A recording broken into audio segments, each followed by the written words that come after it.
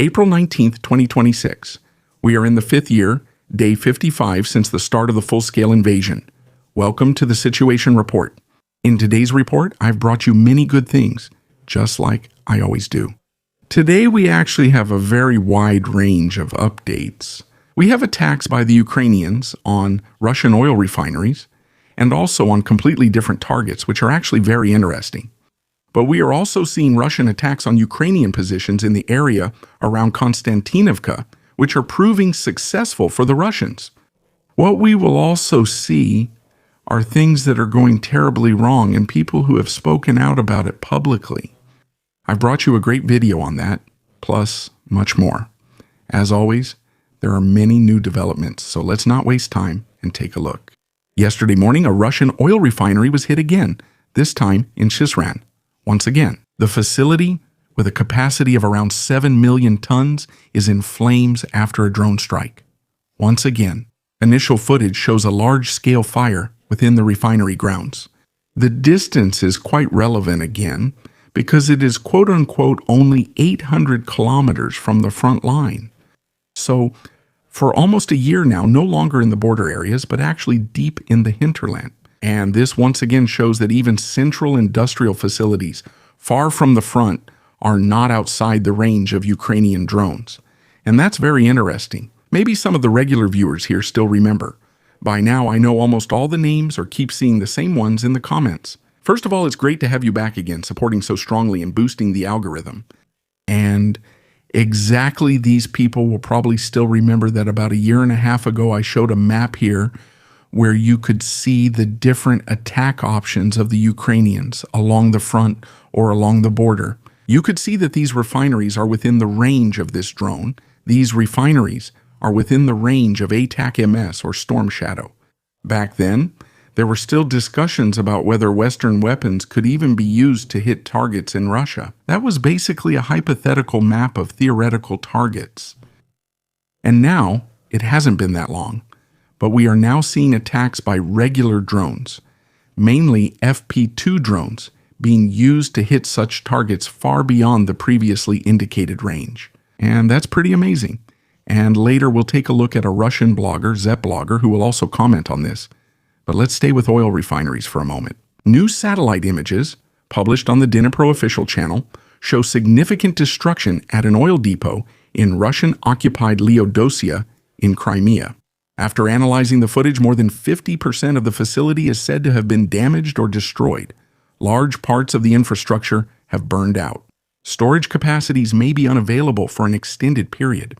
A noticeable feature is also an air defense system visible in the image, a Hansi RS-1 type defense system, which should also be able to shoot down drones, especially those the size of the FP2.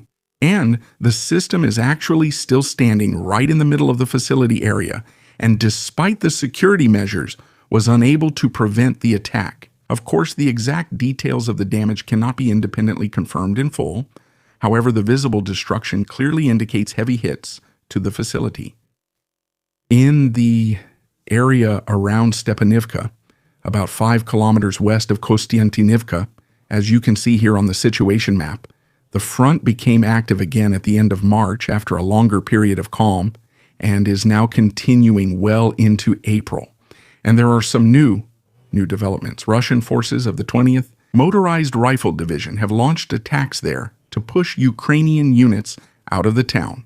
The focus is on Hill 215 at the northwestern edge of Stepanivka. This is the hill here, located between these two places. And this is the one that the Russians will attack in the near future. The position forms the core of the Ukrainian defense in this sector. It is supposed to prevent the Russians from blocking the supply route to the west of the city of Kostiantynivka via this route here. This would keep a supply route open here, and it is supposed to prevent the Russians from splitting the front here and claiming this body of water for themselves. And they would more or less encircle the Ukrainians over a fairly large section here. Or maybe not fully encircle them, but at least attempt an encirclement. And as I said, if the Russians control the territory, then this body of water here is added as well, which probably can't be crossed anyway. Then in the end, the Ukrainians would only have this area here, left to supply or access the city and the surrounding villages, which of course is very good for the Russians. Because with that, if we take a look now, 3 kilometer, if they were to take these 3 kilometers, then due to the body of water, they would effectively have almost 10 kilometers of front line. Done. The Ukrainians can no longer use this here. And from the targeted hill, 215, it is quite well fortified. In fact, it's actually the best fortified section on this front. Section here, if you can believe both the Ukrainian and Russian sides, as both sides claim, so there must be something to it. Exactly this hill will be attacked by the Russians in the near future. Why? We'll see in a moment. Because besides this hill, this crossing here is also being attacked, which basically connects both parts of Stepanivka, and there is currently active fighting over it. The Russian approach follows a classic tactic, frontal pressure from the southwest direction. With the 54th, the regiment, which is also carrying out the main attack, will have units from the 77th Regiment advance through the ruins of Stepanivka from the east to strike at the flank. In the first phase, Russian forces managed to push Ukrainian units out of the southwestern part of the town. The Russians are opening up access towards the dam and also towards this connection here. At the same time, small groups are infiltrating the different districts across the whole area, which is leading to many battles. After several attempts, Russian forces were able to clear the Ukrainian positions in the southern part of Stepanivka. This created the conditions to directly advance against Hill 215. As far as I could tell, the western side is currently in Russian hands, but there is still some verification pending. However, you can already see this on both sides. So the question remains how well this place is defended and fortified. Satellite images don't show the most current trench system, but this is what the previous system looked like. And this is the most up-to-date information I could find. In red, we see a large continuous trench section, and I have to criticize it. I can't help it. I'm sorry. But when I see such a trench system on the Ukrainian side, it's usually an old trench system. And after about half a year, they finally started to rethink things a bit. And it's better to build trench systems that are smaller but more spread out, so they can cover and overlap each other. But what we see here is still an old trench system, built in the old way. A very long trench that runs all the way through here. And the big problem with that is that bigger doesn't mean better in this case.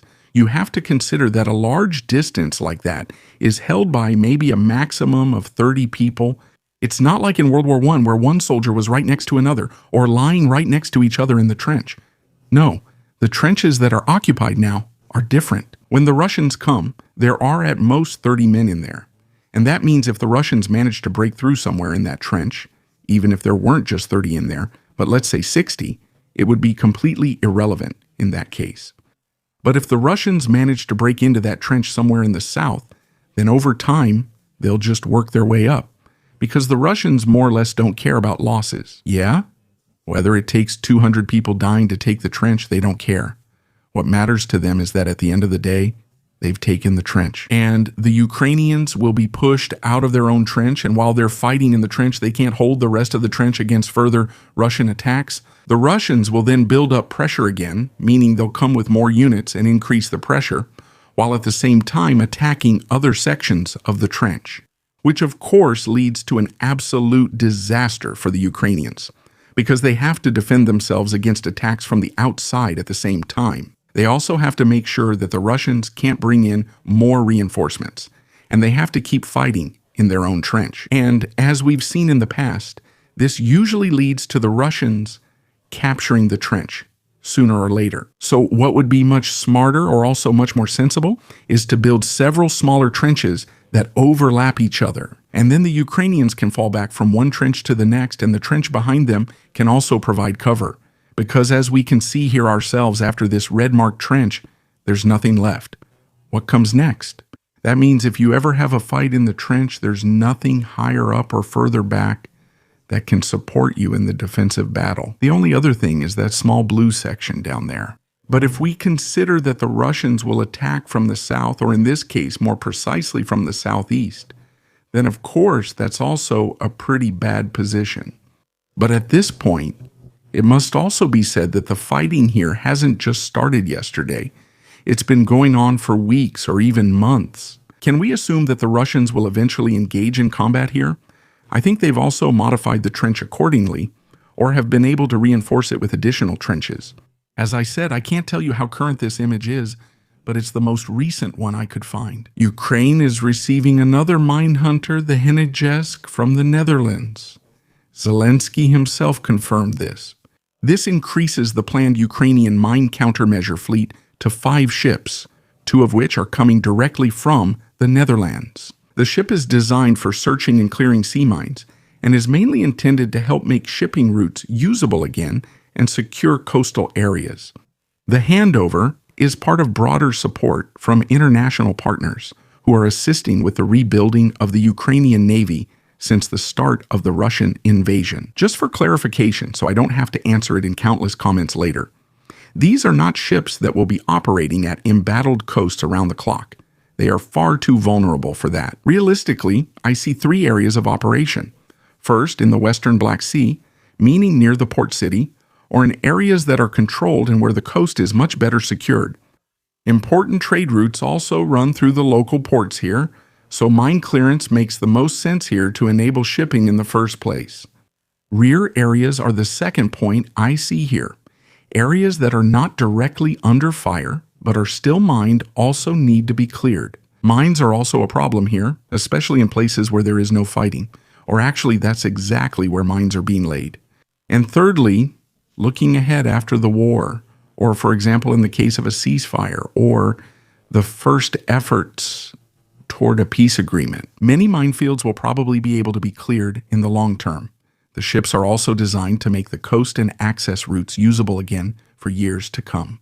Nothing decisive for the war right now, but still important.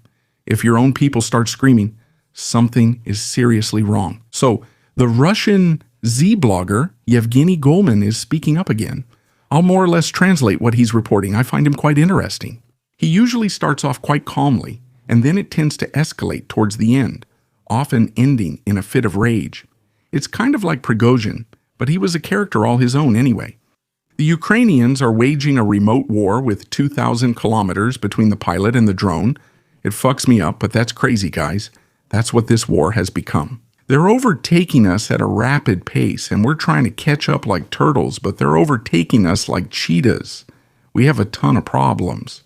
Like I said before, I'm saying it again now, and I'll keep saying it. This spring, damn it, plots for planting potatoes need to be marked out. The country is in trouble. People near me are closing their business because the tax office is treating them so unfairly they can't even work anymore. The construction sector or whatever, everything is screwed. But on TV, they say that everything is great and wonderful in Russia. Screw that. This is the damn front line. Why the hell are we still stuck back there in the 5th year of the war? Everyone laughs at us, everyone makes fun of us, but we still stand here confidently. And, well, she has to censor this part, otherwise YouTube will punish me.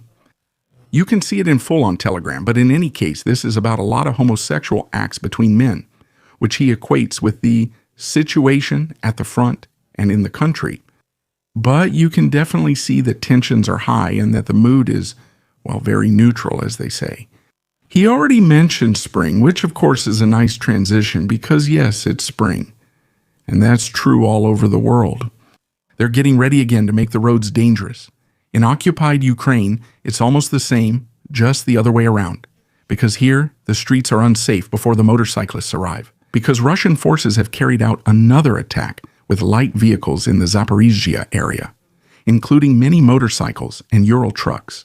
The approach is known to be quite fast and flexible, and if done correctly, it's also a bit harder to detect than larger mechanized columns. Motorcycles in particular are used to exploit gaps or to get behind the lines more quickly. In this case, the attack was stopped. Ukrainian forces detected and engaged the advancing elements early, so the advance failed and collapsed under fire. Such attacks still show how tactics are now adapting, moving away from large formations towards small mobile groups. And that's actually what works best for Russia. Yes, literally. At the same time, the risk remains high once the forces have been detected. But that was not only the case in the south of Ukraine, but also auch an der Ostfront in der Nähe von Chasiv Yar. Russian forces launched a larger motorcycle attack, which Ukrainians say they repelled. Ukrainian forces attacked a concentration of Russian troops, as well as a staging area with FP-2 drones. The footage shows how several positions were hit. In one case, the drone's combat payload separates from the carrier shortly before impact and penetrates a building on its own. This indicates a targeted effect against covered targets, not just against exposed vehicles or personnel, but gather or seek cover. The Ukrainians have apparently been able to further develop the FP-2 in several ways. I don't think it's a coincidence that we've seen so many FP-2 attacks on so many different targets lately. In Tagadrog, a production facility of the Atlanta Aero Works was hit. According to the source, it was an attack with Neptune missiles, the modified version that can hit not only sea targets, but also land targets. It's currently impossible to independently confirm if Neptune missiles were involved. However, most reports refer to or reference other sources, which in turn refer back to the original source. In the available footage from the scene, only the impact itself can be seen. The plant is said to have produced, among other things, Molniya-type drones, components for the Odeon system, and other parts for drones and space technology. Attacking a drone factory, now that the Russians are centralizing and want to distribute drones specifically to certain units, makes an attack on such a facility quite interesting. Ukrainian unmanned systems units have, for the first time, intercepted a Russian Shahed drone, and they did so with an interceptor drone that was launched from an unmanned surface platform. The whole operation was carried out by the forces of the 412th Nemesis Brigade. This introduces a new operational use case. Launch from the sea, target in the air. This brings several concrete advantages. The platform can be positioned far out on the water, closer to the approach routes of the drones. This approach shortens the reaction time because the interceptor drones don't have to launch from land. Such a system is also harder to detect and harder to attack. A small unmanned platform is simply much less conspicuous than a classic air defense position on land. This also reduces the burden on land-based air defense, as targets can be intercepted earlier before reaching coasts or cities. And finally, flexibility. The platforms can be relocated, repositioned, and adapted to changing attack routes without fixed infrastructure or major preparations. So they will also be able to launch from areas where the Russians do not expect any air defense measures.